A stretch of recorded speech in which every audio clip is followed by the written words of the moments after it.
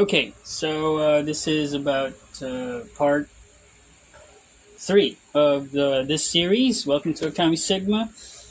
We're going to replace this container, okay, and save our lucky bamboo. This is my oldest lucky bamboo. Okay, now its roots are not looking very well because you want the roots to be like yellowish. I don't know if you can see in the camera. It's kind of turned orange for some reason. Now, I'm guessing it's because I've seen this before, 2 years ago. Because look at the grime that's underneath. So I think this is kind of leftovers from some of the flowers that I placed here. Okay, I think the lavender left the residue, and it's not looking good. It's right in between the rocks. So what I'll do is I'm gonna replace the container. So I'm going to repurpose this where my onions used to where I was cultivating rooting for my onions. Okay, so this is an old tumbler of my daughter's. This is an old drinking tumbler. She's no longer using it, so I've used this as a plant container. Now, I placed probably two and a half cups of water inside this bottle, and this will be the new container for the bamboo. Okay, so this bamboo.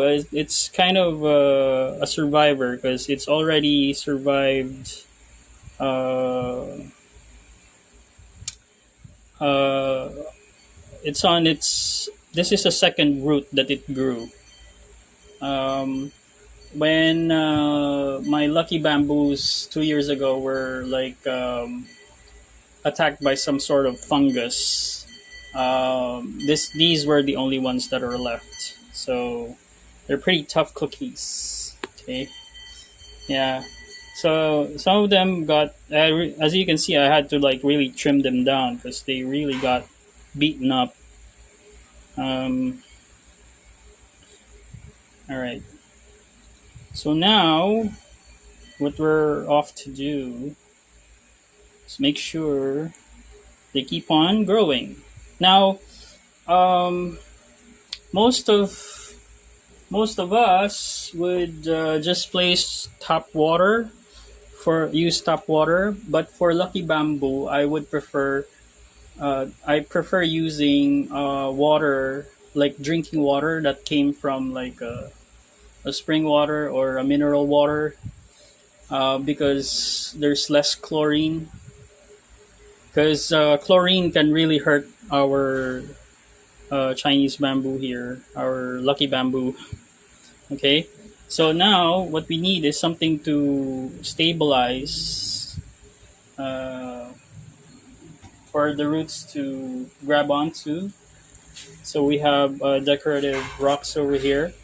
I don't think I want to use this anymore because the rocks. I may need to clean the rocks or just dispose of them just altogether because if it has fungus, it'll latch on. So what we need to do, okay, is give it some rocks. Okay, careful. Right. Don't worry about the clouding; it's going to settle. Just need some. That's not enough.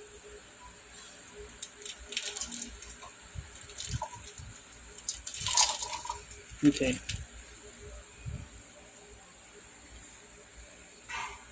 So the rocks would stabilize. Okay. So it's a little bit cloudy, but don't worry about it.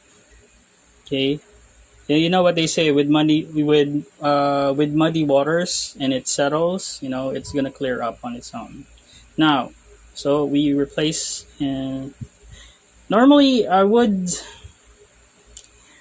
Okay, the ribbon should be up from the water, but okay, let's do that. Okay, ideally, but I was using it to hold the two. Um, Ideally, the ribbon should be above the water. The red ribbon. I was using it to stabilize because it was just on the glass, so I was using it to stabilize the bamboo. But I'm going to transfer that.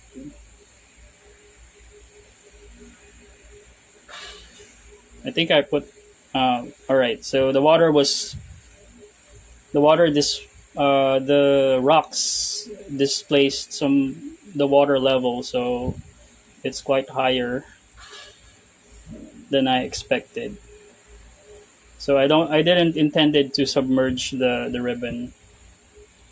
Okay, let's see how I'll tie it right after I submerge the bamboo. So yeah.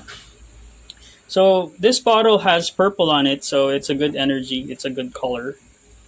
Yeah. So I didn't cover it up because purple is a very festive color. All right, it seems okay. As you can see, I'm not gonna push it down further.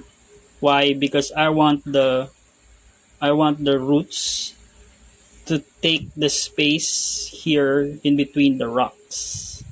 Okay, because lucky bamboos, lucky bamboo grows very thick roots, and the better the roots are, the better that the roots can move and breathe underneath. Like I said, plants move.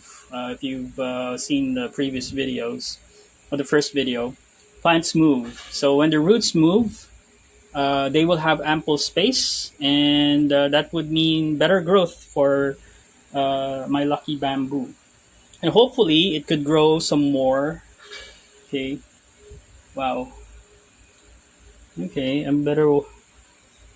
Okay, so the white thingy, the dust, will take time to settle. So while we're waiting for that, let's just tie this up. I'm gonna tie it on just this one end because that's the only thing that's okay. Just make a ribbon. This is basically just activating fire, the element of fire. So it's as simple as tying a ribbon. Okay. Okay. Now energetically, remember colors. Okay, so I just tied the ribbon. So this is activated. So colors in feng shui have energetic signature, and that signature symbolizes an element. So red is fire, yellow is earth, blue is water, purple is festive. Uh, what else?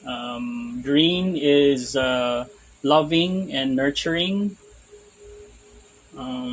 What else did I? Brown is earth. Black is water, same as blue, water. So those are the spectra, some of the spectra that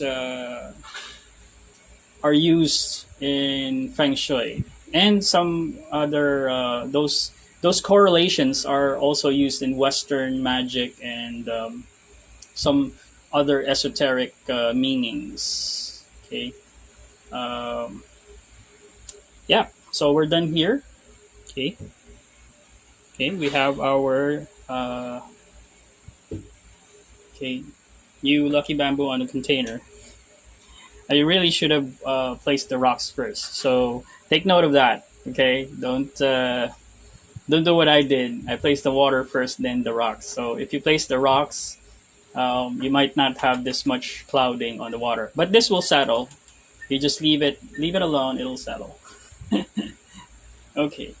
So I'll leave it at that. So on our next video, okay, this is a very quick video.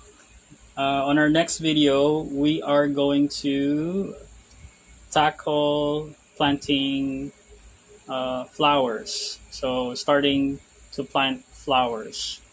Okay, and then we'll move on to the lotus because the lotus is a longer part. So we'll do another video on that specifically just for the planting of the lotus. Okay, so we're gonna do the last two videos for the flowers, the flowering plants. Okay, all right. So I'll see you on the next video. Thank you for watching.